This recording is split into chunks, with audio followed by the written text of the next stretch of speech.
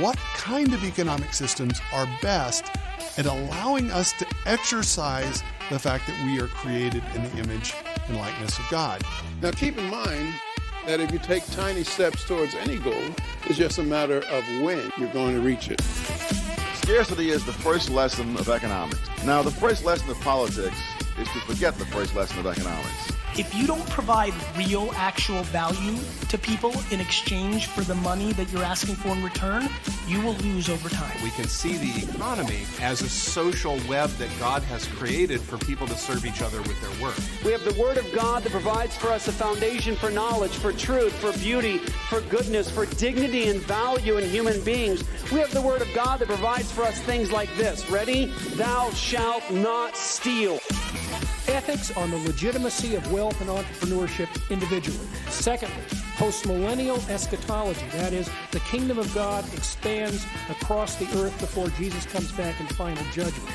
And the link to get those two together is the idea of the pursuit of self-interest leading to widespread economic growth and social transformation. What's up, everybody? Welcome back to another episode of Christ in Capital, the show that wants to encourage you to love God, love neighbor, and build something. I'm the host, Dustin Johnson, and I've been waiting to do this episode for a while. The topic, I'm not super familiar with. I mean, I am in a general sense, but I'm not familiar with the details.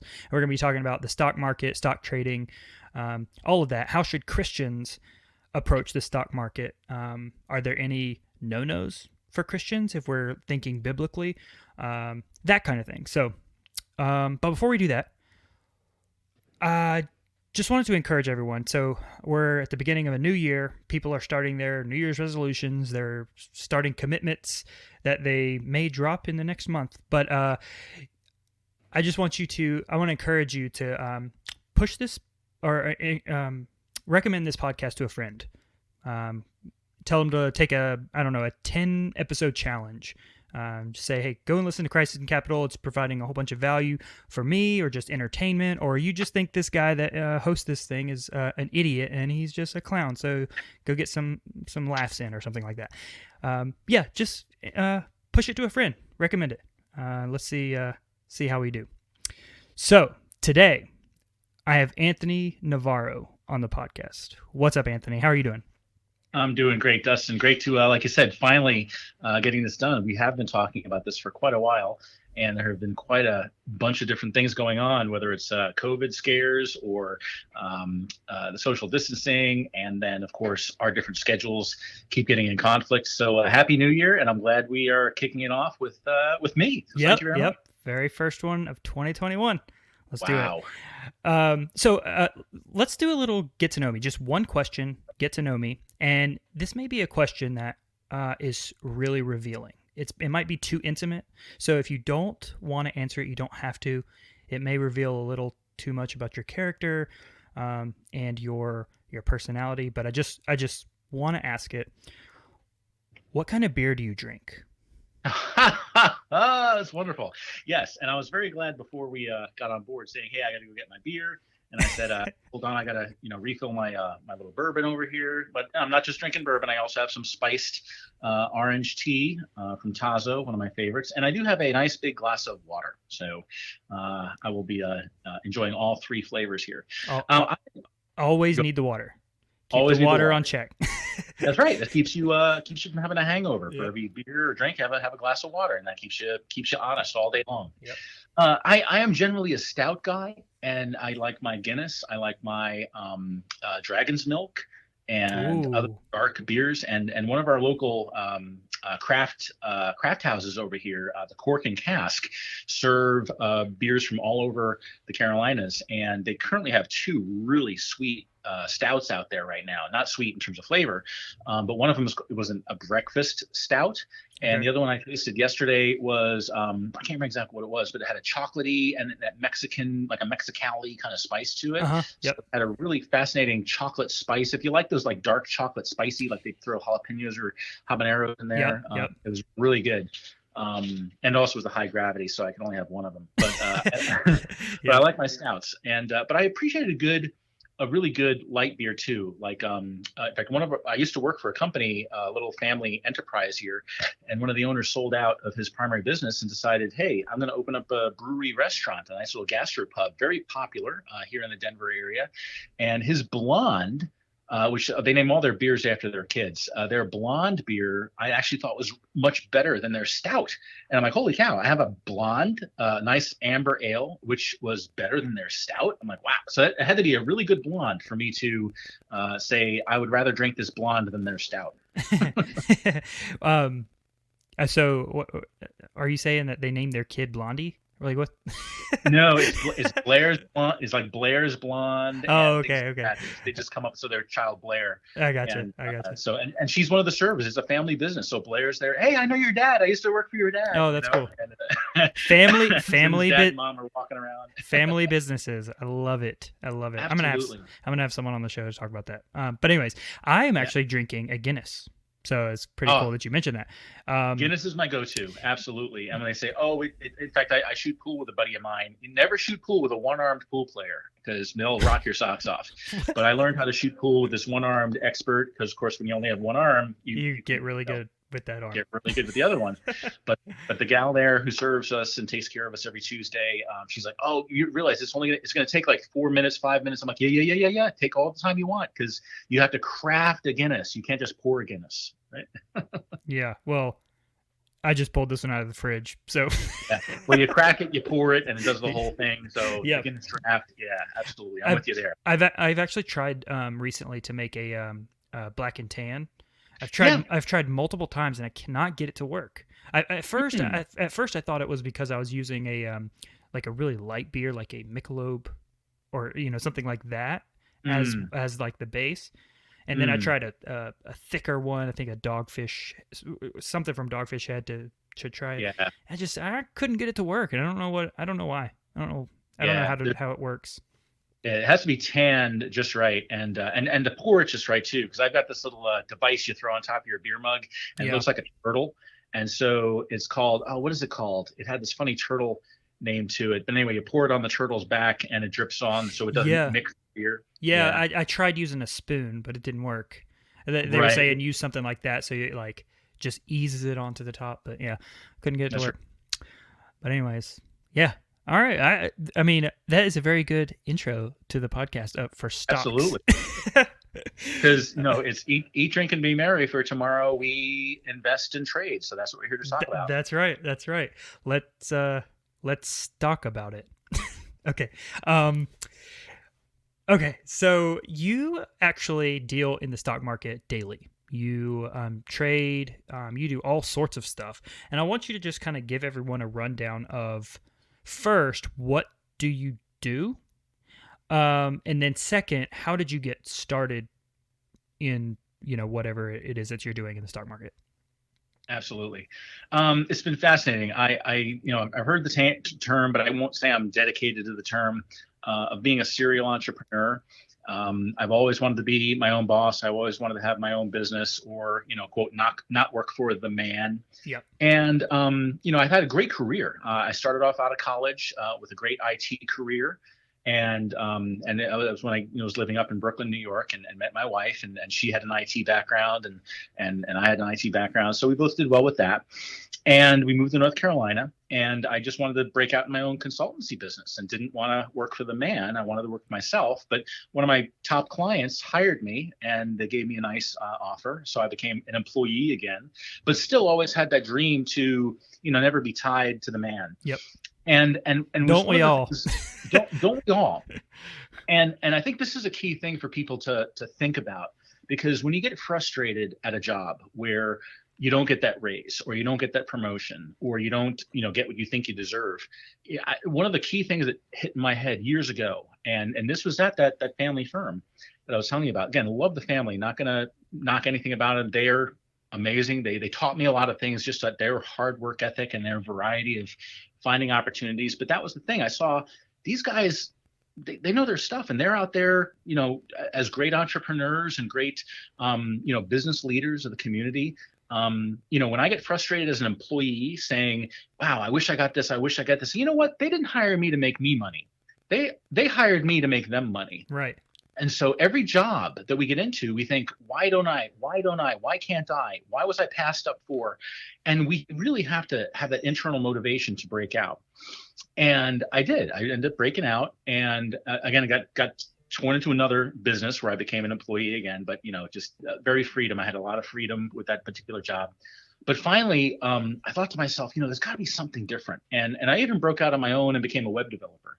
And so I was even my own boss, but I can only grow so much before I'd have to become like a business owner and not just an entrepreneur. So I was building websites, and I think if I was ever to get past this plateau of income that I was making, I'd have to like start duplicating myself, like having employees. I didn't want to do that. Right. Mm-hmm. And so trading just kind of, I was always in the back of my head. In fact, in 2003, I remember when brokers first started letting people trade their own accounts from a browser, because prior to that, you had to like go to a broker or go to an exchange and pay like $10,000, $15,000 a month to get a seat in exchange. And well, we don't have that kind of capital. But I remember placing my first trade at Fidelity and on a browser, and it took like 7 minutes for the trade to go through. And it was just like, ooh, I made my first trade, and then I just didn't know what I was doing. And now we have Robinhood. And now we have Robinhood. Anyways, absolutely, no, great point.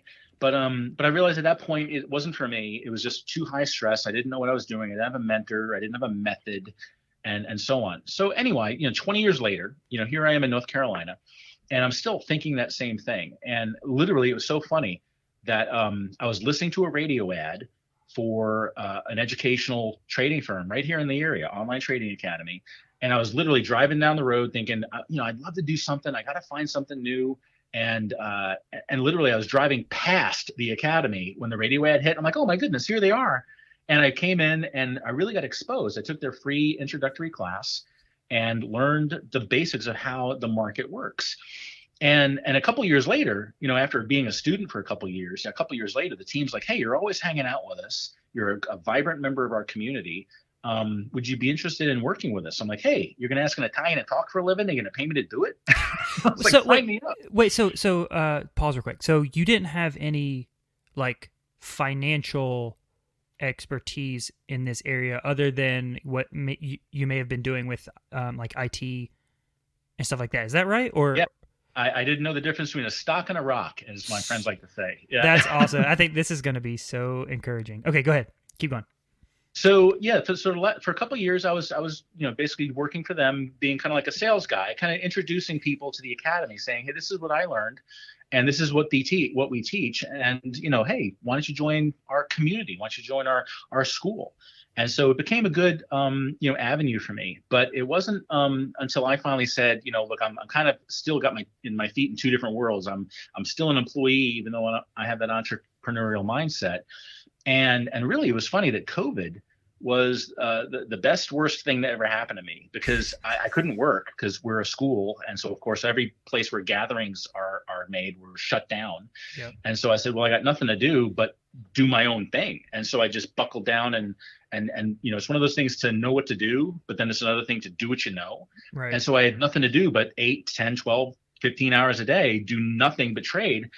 And I perfected a methodology based on what I learned over there, but I came up with my own system, which I call Saber. I created my own little, basically like a lightsaber. And originally it was like a lightsaber, cutting through all the confusion of the markets, where I'm like, this stuff isn't rocket science. It's just you need a mentor, you need a teacher. It's another language.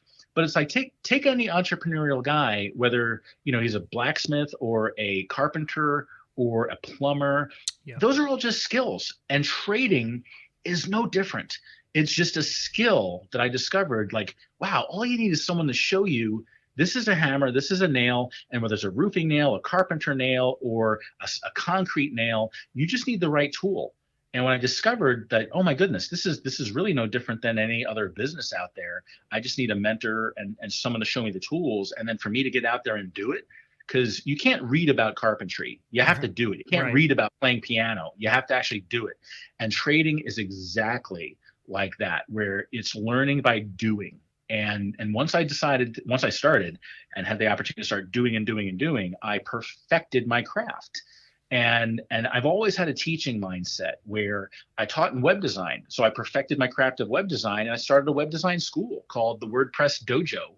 And I even had the funny green screen. I had a whole studio, and I was like, "Oh, welcome to the JoJo gong," like a doggy kind of thing. Yeah. And it's almost embarrassing to watch it, but it was fun. Yeah. And I love teaching.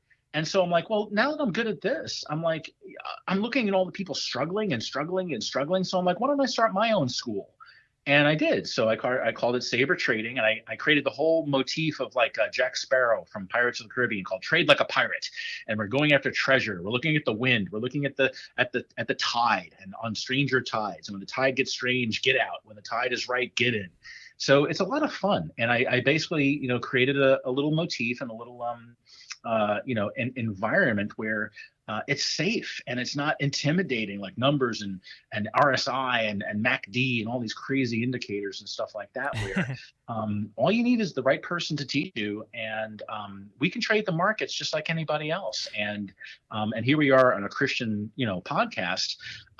Here we are to use the talents, and whether it's physical talents like skill or teaching or hospitality, these are talents and skills that we need to do to teach people to do whatever you do in your career. So your talent could be medicine, your talent could be finance, your talent could be sales. But in this case, the talent is how to make your money go to work instead of you working for your money. That's awesome. That's so cool. As a warning to the listeners, if you're going to start explaining to people your, comparing what you do in the stock market to piracy, don't maybe say it a little bit softer than that, but yeah, I really like that that analogy, and I kind of wanted to get into that, and maybe a little bit of like how you think about trading. But I think there's some disclaimers that need to be made, isn't there? Like, do we need to have some like FINRA or SEC disclaimers or something like that? Like, I don't know this. The regulations and all that stuff. So like, what can we talk about and what can't we talk about? Can we? You bring up a wonderful point, because if you go back, like in fact, Marin and I just watched the movie Trading Places, and I don't know if you've seen that. Dan Aykroyd, Eddie Murphy, hilarious movie, and an amazing icon for its time. It really showed New York City for what it was back in the day. It showed Wall Street in a sense, kind of what it was, where all these big wigs with cigars and secret, plans and secret knowledge, insider information, trading and all that. But today, I mean, like you mentioned Robinhood, anybody can open a Robinhood account. Anybody could open an E-Trade account. And what were they showing a couple of years ago? Like at the Super Bowl, little babies learning how to trade. If a baby can do it, I can do it. And so there's no legal law that we can or can't talk about, because we are individual traders. If we're an investment firm, if I'm Schwab, if I'm Merrill, if I'm Bank of America, they have all the rules. As individuals, it is literally the Wild West. And the problem is that all the institutions send one piece of information where you need to buy stocks, you need to buy bonds, you need to buy into these mutual funds, buy all this in a Robinhood or E-Trade or this or that. And we can get into this later, but we need to, in a sense, like, how many people do we know? Do you know? I'll just ask you right off the top here. Do you know anybody? And I'll just say, not to say, I'm all that in a bag of chips, but outside of me, how many people do you know who've played or dabbled in the stock market make money? So, well, okay. So that's one of the reasons why I wanted to get you on now, because for some reason in like the past just couple of weeks, I've seen so many people that I'm acquainted with getting into the stock market. I know there's a big thing about, Bitcoin and all that stuff and Tesla and all that right now. And so maybe that's why, because there's these like really high visibility trading instruments that people are trying to get into and getting excited about. But I just don't, I can't, as a kind of a disclaimer, I actually can't really trade.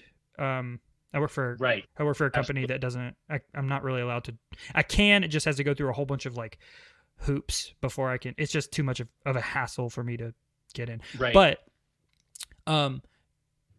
there's so many people that I know that are just getting in on, Robinhood, or they're trying to do like Forex trading, which I don't know much about.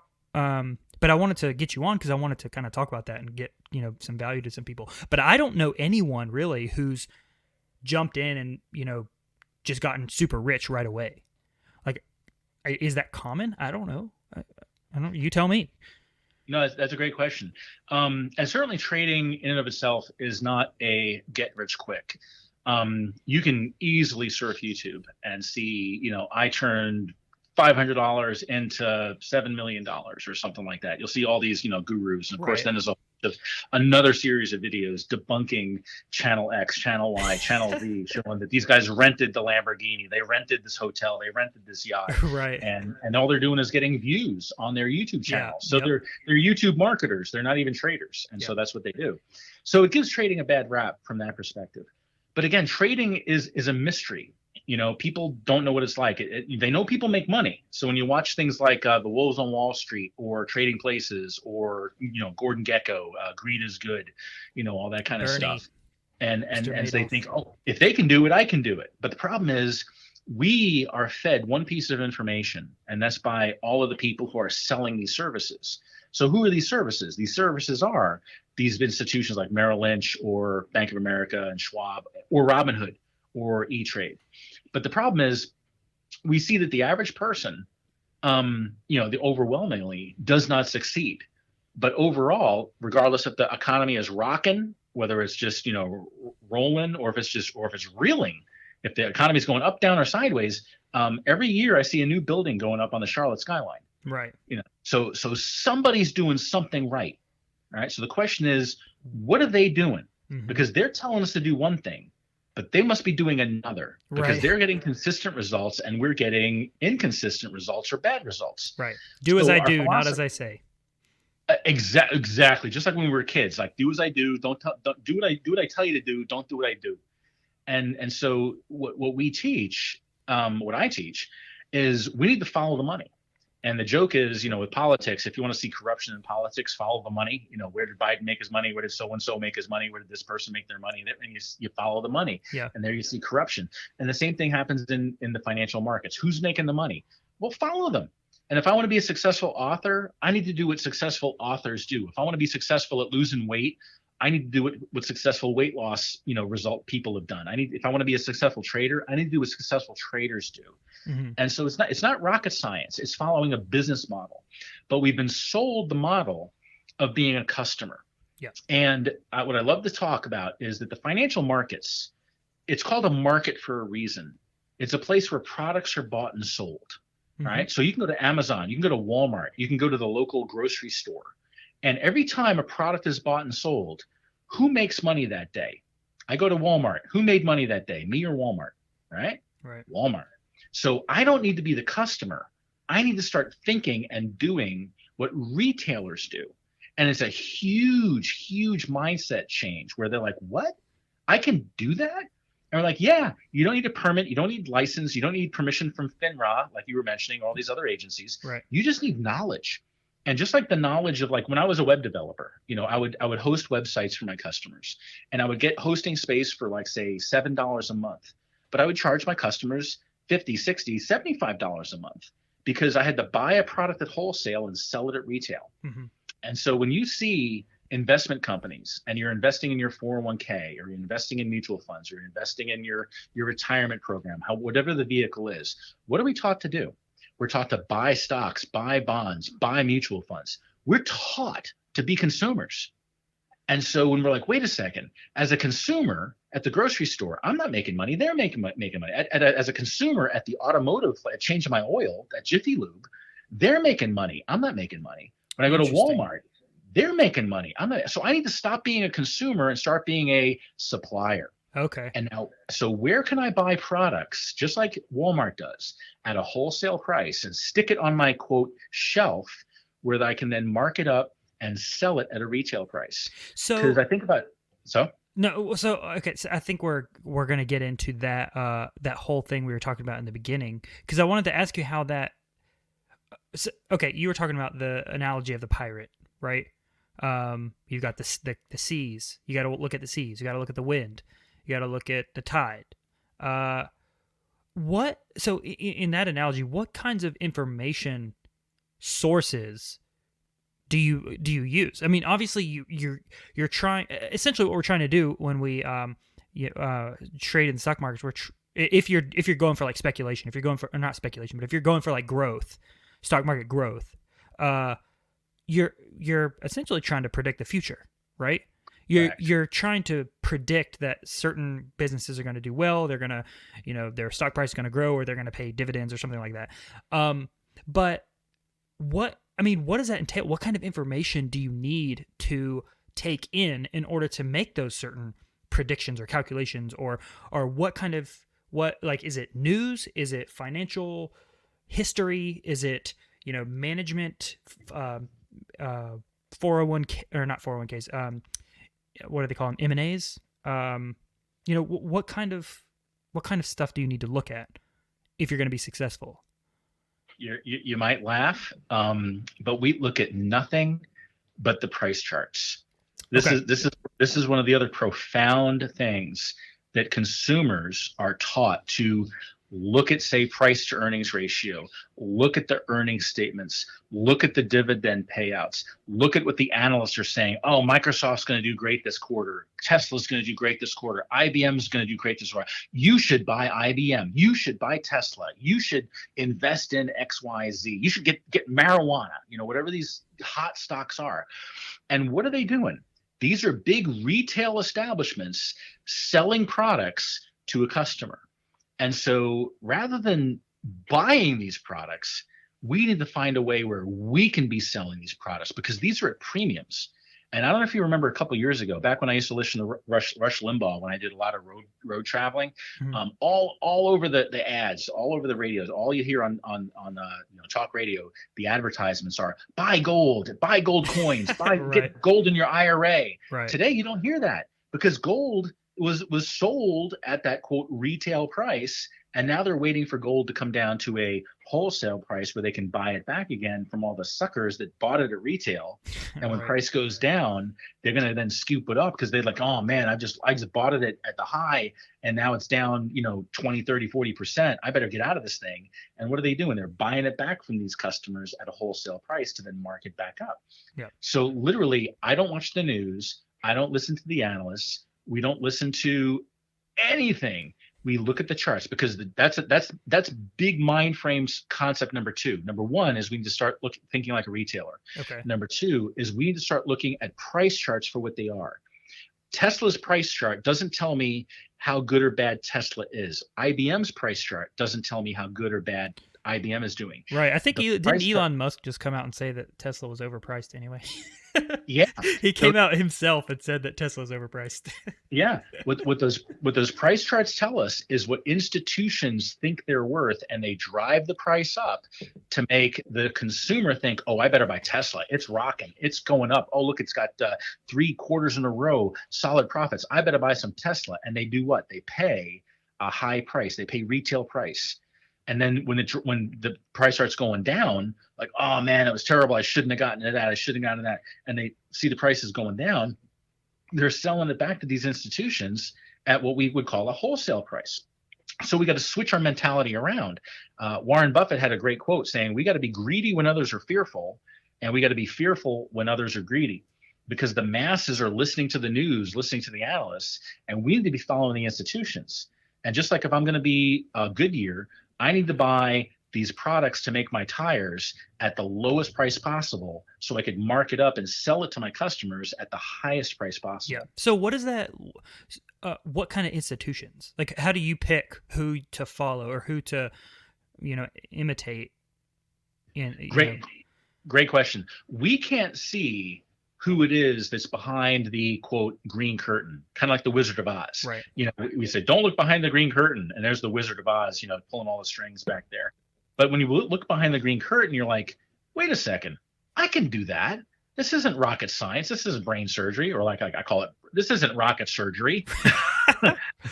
I know how to buy low and sell high. I do it in my web design business. I do it at my coffee shop. I do it with my little handyman business. I buy PVC pipe and I sell PVC pipe at a premium, stuff like that. When we realize that the price charts are really the footprints in the sand, and where I said earlier, price charts don't tell me what the company is doing. Price charts are telling me what these institutions are doing. And the good news is I don't have to know particularly what Schwab is doing, what Merrill Lynch is doing, or whoever. I just have to know there's a huge demand for this product at this price. It drives the price up. We just talked about prices in the last episode, and how it's taken all the information from the market that you may not know about, and you don't, you can't consider it all at one time, and that's exactly what the stock market's doing as well. There's just too much data that the best thing that is going to give you the information that you need is the price itself. Right. So. And it seems too simple to think of. You can't just look at the charts. What about volume? What about MACD? What about RSI and all these other things? And it was a great story years and years and years ago I heard. And it was a story about the McDonald's marketer and the Burger King marketer. I don't know if you ever heard this one, where they would go into a town, the McDonald's guy would go into a town and try to figure out, should we put a McDonald's here? So we did a demographic survey, a traffic survey, a growth survey, an economic survey, and say, yeah, right here on the corner would be a great place to put a McDonald's. So he did lots and lots and lots of research, lots and lots of information processing.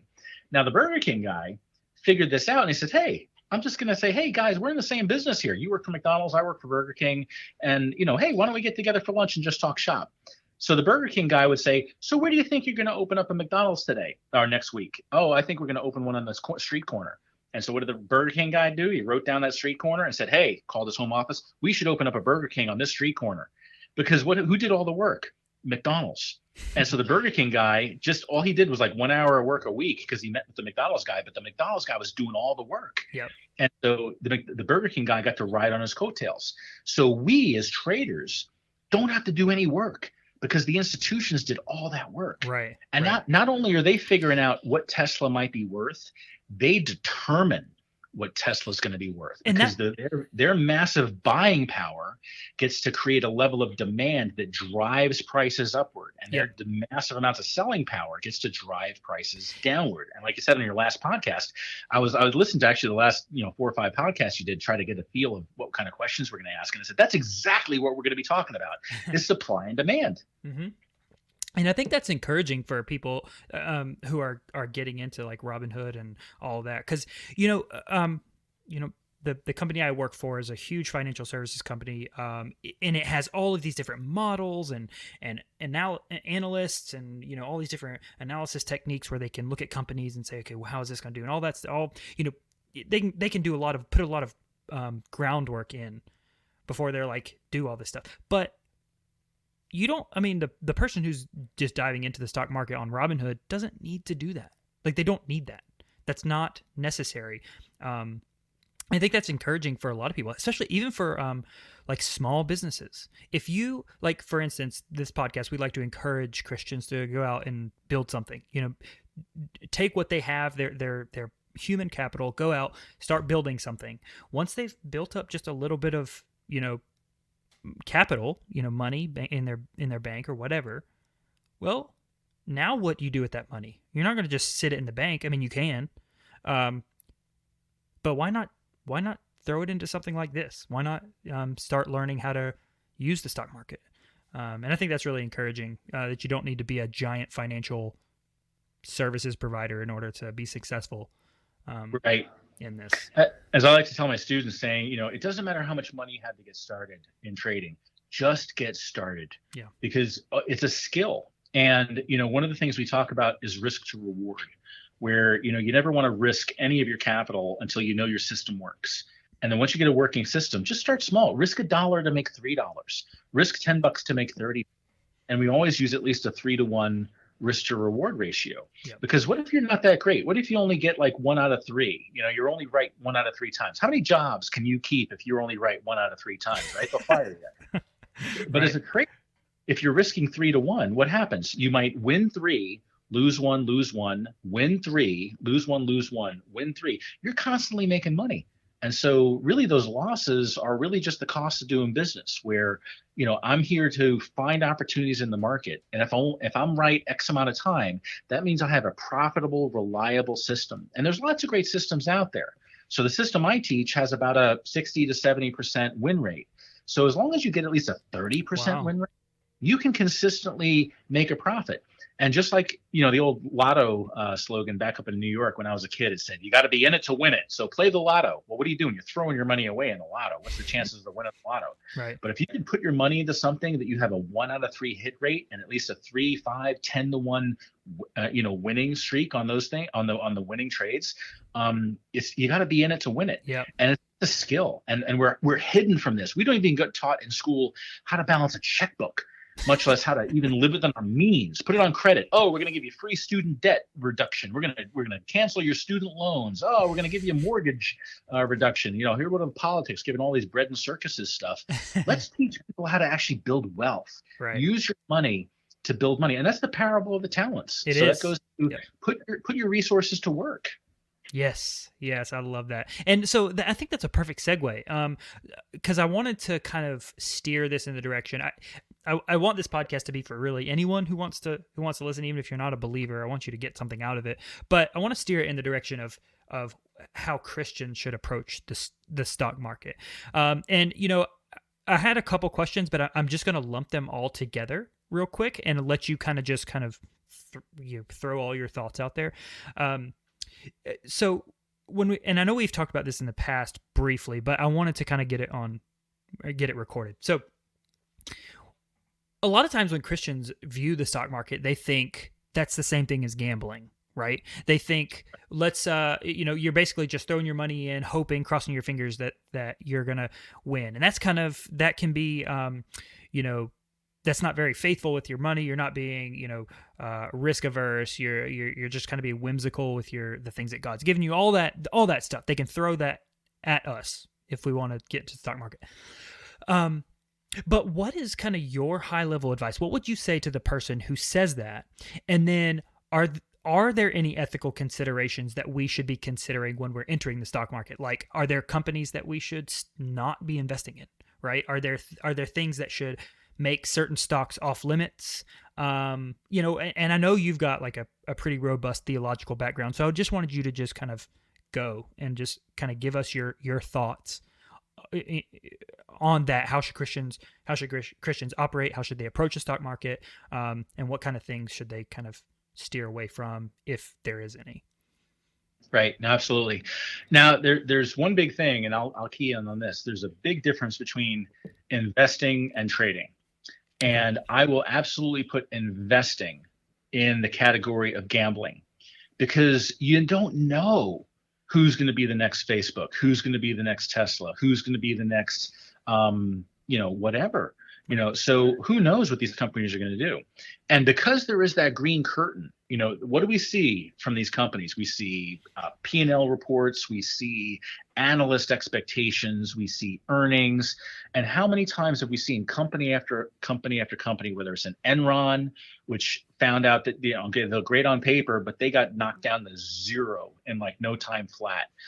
We saw Bank of America get hit, and they went from like $30 to $3. And so you never know, because you can see everything on paper that they produce. And so we only see what they show us. And there's a limitation, and even legal limitations, like, well, we showed them everything we were legally required to do. And so you're kind of working with a hand tied behind your back, and even a leg, kind of hog tied up behind you. So you're bouncing on one leg, and you got limited use of one arm, and you have no idea how to win this boxing match. So I think investing truly is a form of gambling, because there's some factors that are outside of our control that we do not have any control over. Right. Okay. And so you're hoping. So when you talk about buy and hold, because they say, oh, buy Tesla or buy whatever, and you're hoping, buy and hold, you're hoping it's going to grow, hoping it's going to not collapse, hoping that they're not going to, that Elon Musk is going to die, because maybe he is Tesla. He dies, Tesla's going to die. Probably. Because that was a huge thing about when Steve Jobs died. It's called key man risk, right? Yeah. Is it the one-man company that Steve Jobs, as phenomenal as Apple was, he was the visionary. So there's a lot that we don't know, where I personally consider investing from that perspective to be gambling, because there's so many unknown factors. Trading, however, is a probabilistic, mechanical process where you look at what is actually happening in the market. And in a sense, it's gambling, like a casino, but we're on the other side of the table. So you don't want to be the guy at the table sitting in front of that blackjack dealer. You want to be the house. You want to be the blackjack dealer. Because out of the course of 100 hands of blackjack, overall, the casino is going to make more money than they're putting out as winnings to their customers. Mm-hmm. And even something like a roulette wheel, I think a roulette wheel has like 51% chance of winning in terms of the house, which doesn't sound like a lot. But over the course of $1 million that go on the roulette table, they made 10 grand. Yeah. And so all you need is 1%, which is what we call the edge. And if you have an edge that can give you, a probabilistic mindset, you can actually play the game. And it's what they call in gambling the law of large numbers, where you can make sure that as long as you're playing a lot of hands, you're going to make sure that the more money is coming into your pocket than going out. And I just call those business expenses from the sense of those retailers. Like if I had to spend 100 grand to get tires and car parts in my Napa store, I'm going to sell those 100 grand for 600 grand to my customers, which will pay for my rent and everything else. So it costs money to make money. Yep. So if I have a couple trades, say 2 trades in a row that give me a 1R loss, I know that third trade probabilistically are going to give me 3, 4, 5, 6R back. So it's quote gambling in a sense that we're working in a random environment, but we're working in a probabilistic environment. Yeah, it's just to throw this in there for context for people who are might still be thinking, this is a gamble. Technically, all of life is a gamble. All of business is a gamble. Exactly. I mean, if you buy supplies, you're not guaranteed that you're going to sell those. I mean, you're taking a risk of some sort. And so I guess it comes down to what's wise when it comes to risk, right? Are you risking your whole family's livelihood that if you if you place your bets on red and it falls black, your family's destitute? That's not wise. That's not helpful. Right. But And I think there is a way to be wise about it. And right. Yeah, those are just my thoughts. Keep going. And you bring up a great point about risk, because a lot of times people, quote, spend their whole wad into some entrepreneurial venture, whether it's a restaurant or a business. And if it doesn't work, they've lost that whole wad. Yeah. Whereas with trading, what we get to do is we get to manage our risk. Yep. So amongst all the unknown variables, like we have no idea. I mean, even in a probabilistic environment, a news event can happen. An oil rig can explode. Some coup can happen in some foreign country. And so what we do is we can manage our risk to where every trade we get into, we know what the potential is for loss in lieu of all that potential for gain. And my general rule is never risk more than 1%. So if I have a $10,000 account, my maximum risk is $100. And if I'm wrong twice, 3, 4 times in a row, I lost $500. But the average trader puts their whole wad into Tesla, their whole wad into their restaurant, or the whole wad into some entrepreneurial venture, and they lose the whole wad. Yeah. Whereas I'm like, look, if I lose 2 or 3 trades in a row, something's going on. There's some market event that's happening. I just need to step back and say, let the market do what the market gonna do. Yeah. And then once the market gets its brain back into semblance, then we can jump right back in. Yep. Because the marketeers are making that market move with very probabilistic intent, because they want to make money. Mm-hmm. And they're not going to tolerate not making money for a while. So they're going to put the market back into track, like kickstarting that vehicle, like running it down and then popping the clutch. And now we're back. Now our engine's running again. Okay. And that's what we get to do as traders, is manage our risk. The only thing we have control over is risk. Yeah. And I think that's kind of what you see. Like Robinhood to me seems like one of those outlets, or I guess inputs, where people who don't really know much, they're just kind of wanting to make a quick buck. They go in and they get really aggressive real quick because they see the furor over a certain, company or something like that. And to me, that just is kind of scary. It's kind of like it makes me nervous when people do that, because it's like, you just don't know. I mean, I think the better way, like you're saying, the best way is to analyze your risk. What are you willing to risk? Make sure you've got a control over the risk that you're taking, rather than how much money did I put in? What can this possibly make me? Rather than focusing on the dollars, so to speak, focus more on your risk tolerance. How much are you willing? What's your appetite? That kind of thing I think is really wise. But so for Christians, are there any, I mean, biblically speaking, do you think there's anything that we should kind of steer away from, whether it be, certain stocks or if it's just like a certain methodology, or what are your thoughts on that? Yeah, of course, there's a whole industry in Christian investing that says, we're going to try to invest in companies that do not betray our principles. Like, is it a company that supports abortion? Is it a company that supports slave labor in foreign countries? Is it a company that supports the drilling or, quote, raping the environment of precious metals and stuff like that? And so they'll create basically a hedge fund or a mutual fund of companies that, quote, meet their nice list and are not on their naughty list. Okay, I didn't know that. Yeah. So from the Christian perspective of what companies, if I'm going to be an investor, you can actually find companies that don't do that. But the problem is, all these companies are in the world, and the world is interactive. And so it's like, can I as a Christian go to Starbucks? Can I as a Christian go to Chick-fil-A? Can I as a Christian go to Home Depot? Mm-hmm. We're in the world. We're not supposed to separate us from the world. Yeah. And we're in the world, and we're supposed to use the things that are in the world to glorify God, to show dominion in the environment. And part of that is using our capital to exercise our rights as an investor or as a shareholder in a company. If you have voting rights in a particular company, if you have enough capital in that company to have a vote that count, or not. As far as trading goes, it's one of those things where we're really looking at price action, and it's a little bit neutral, because at least myself in the commodities market, say, we're trading energies like natural gas or crude oil. We're trading meats like pigs and cows and other forms of livestock. We're trading grains, soybeans, and whatever. So we're not really seeing any particular farmer. So if farmer X abuses his animals and farmer Y doesn't abuse his animals, we have no control over that. So we're in the right. You would have to get pretty in the nitty gritty for that. Yeah, we have no idea. You have to go and audit the company before you buy them.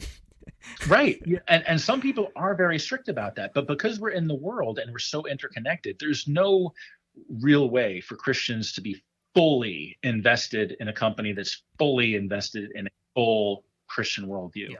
So it's one of those things where we're not playing the game of, the devil that I know and the devil that I don't know, or this one's not as bad as that. Yeah. This is just the world. Yeah. And so we're to use our resources in an intelligent and an empowered way to do what we need to do with the capital that we've been given, so that we don't just bury our money in the sand.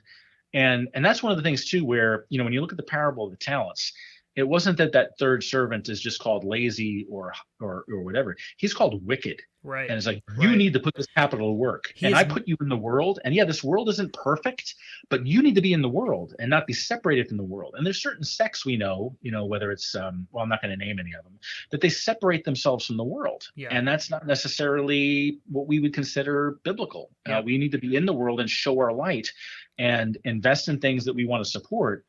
But as far as trading goes, there's some form of disconnect where there's a level of sense that we have no control over these things. Yeah. And so we need to kind of, not get too, what do they call it?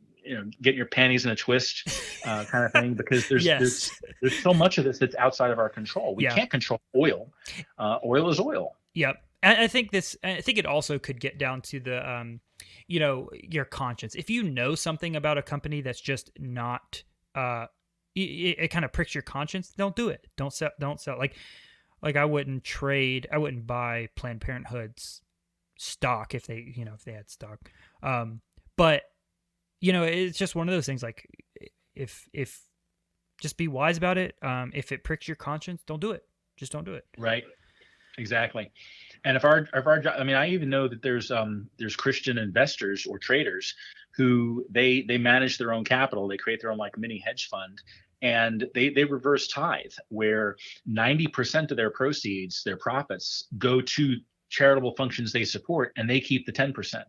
And so it's one of those things where these people have skills to manage the financial markets, and they're using it to glorify God in the missions and purposes and ministries that they want to give their money to. Right. So as a Christian, you're talking about whether you're working a job, you can be making a 6 or 7 figure income at company XYZ, and you're going to have to manage your income, versus you can learn how to trade and make a 6 or 7 figure income trading, and you have to just manage your income. And so we just need to figure out what we need to do from the demand side of things, where we're required as Christians to tithe, and also to give generously.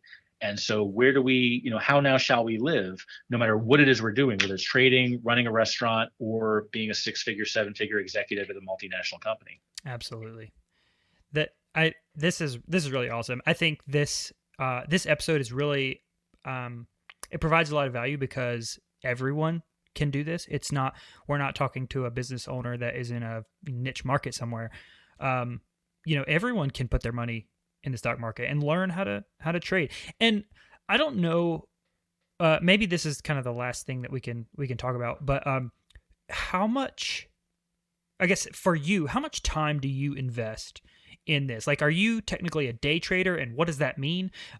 And can someone who's just doing this after hours, every now and then, can they also be that pretty successful? A great question, because trading is a skill. Mm-hmm. And so you ask yourself, well, how quickly can I learn how to play the Moonlight Sonata?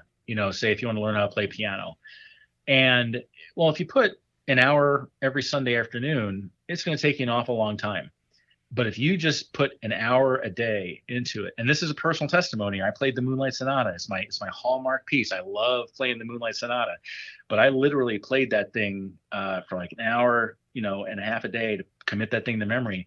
And in about 45 days, I now can play the Moonlight Sonata literally asleep, in all kinds of forms and factions. I love the Moonlight Sonata even to this day. I just saw a movie trailer yesterday, and they had the Moonlight Sonata in it again. So many movies that had that wonderful piece by Beethoven. So trading, it's one of those things where, we have students who come in, or I have students who come in, and it's like, well, I have a job. And so I'm like, well, you have to put work into this. And so if you put an hour a day, or 3 hours every other day, or, it's more about consistency than time. Okay. So if you put like 30 minutes a day, an hour a day, instead of like, all right, I'll just do it every Saturday when it's my day off. I'll just put 8 hours every Saturday. That's the same thing as like saying I'll eat every Saturday and not eat the other 7 days of the week. That doesn't work. Okay. So trading is a skill. And the thing I love about the system that I teach in my class, Trading Like a Pirate, or the Sabre system, the Sabre trading group, I have a very simple rules-based system, and we talk about location, formation, and destination.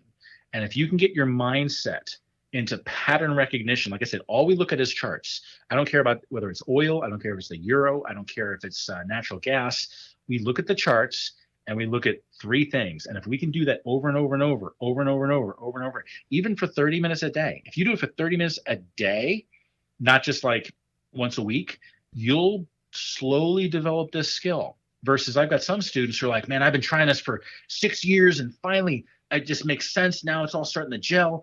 And they start seeing these results because now they're putting 2 hours a day into it. Is that something that someone could practice without putting any risk in?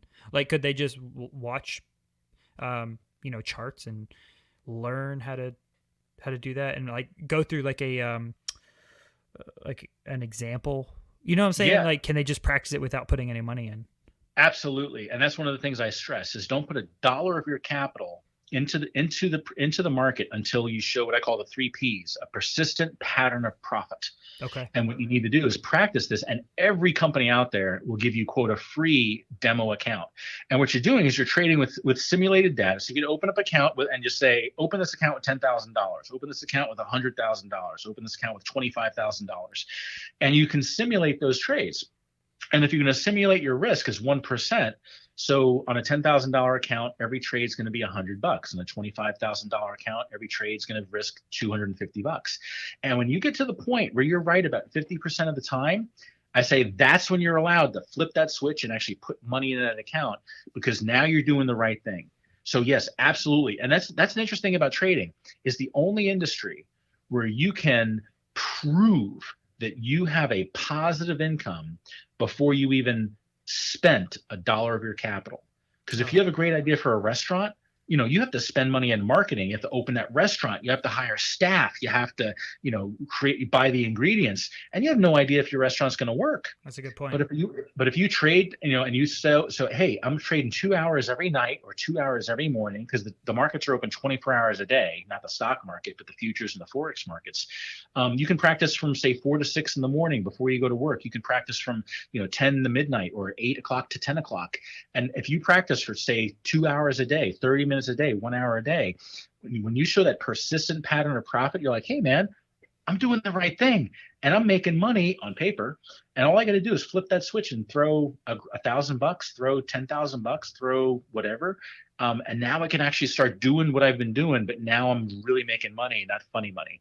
So that's a great point, is yes, indeed. Every brokerage out there, just about every brokerage out there, lets you create a demo account to practice on their platform before you risk a dollar of your capital, which you can't do in any other industry that I know of. That's awesome. That's a really cool way to think about it.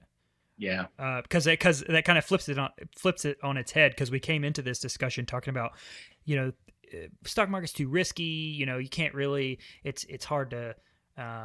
Predict and all that stuff, but you're saying no, actually, it's one of the more less risky things that you can do, because you can practice before you even put any risk in. Absolutely. So that's awesome.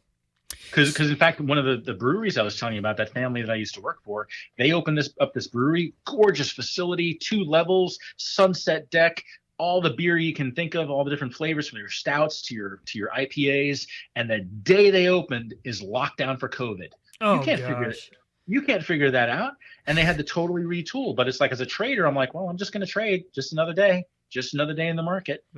So, yeah, not a dollar of your capital is risked until you show that persistent pattern of profit. And then all you got to do is just do what you've been continuing to do, but you're using the real account and not the fake account. That's awesome. So where can, to close this out, where can people go to get your stuff, get linked up with you if they've bought into your product?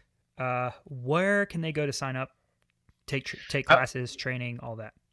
I would actually encourage anybody, before you even take my word for it.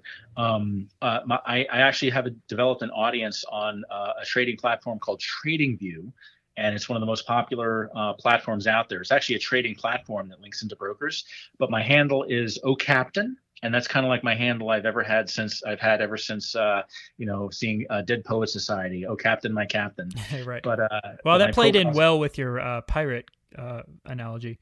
It does, since I'm the captain of my ship, Captain Navarro, right? Navarro.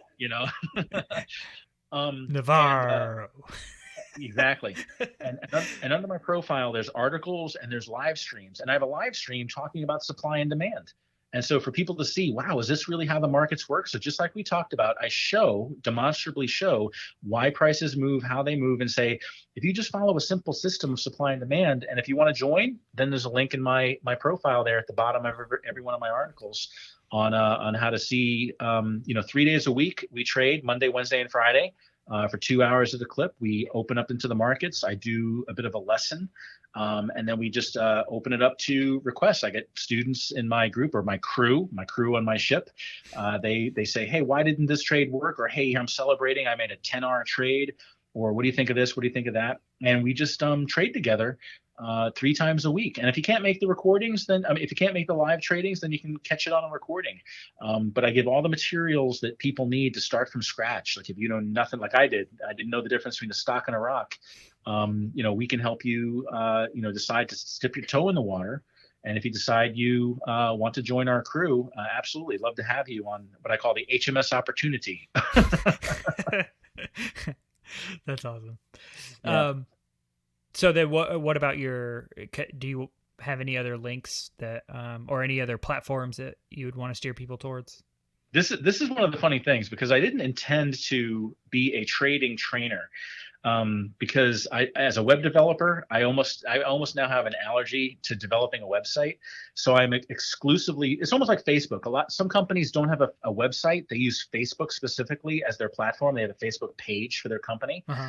So TradingView, that's kind of how what I've done. I have my profile on TradingView, and I've been blessed to a number of times been on their editors picks and tutorial links and things like that. So I'm a pretty popular guy on TradingView right now, and I've been extremely blessed with that. And they love the fact that I'm helping their millions of members learn how to trade and learn how to manage risk and learn how to follow rules. So tradingview.com, okay. And just look for O Captain, and you'll find my profile in there. Perfect. Awesome. I always think that's such a cool thing about just the opportunities that we have in our economy in America. Like I was listening to a podcast, Jason Stapleton. I don't know if you're familiar with him.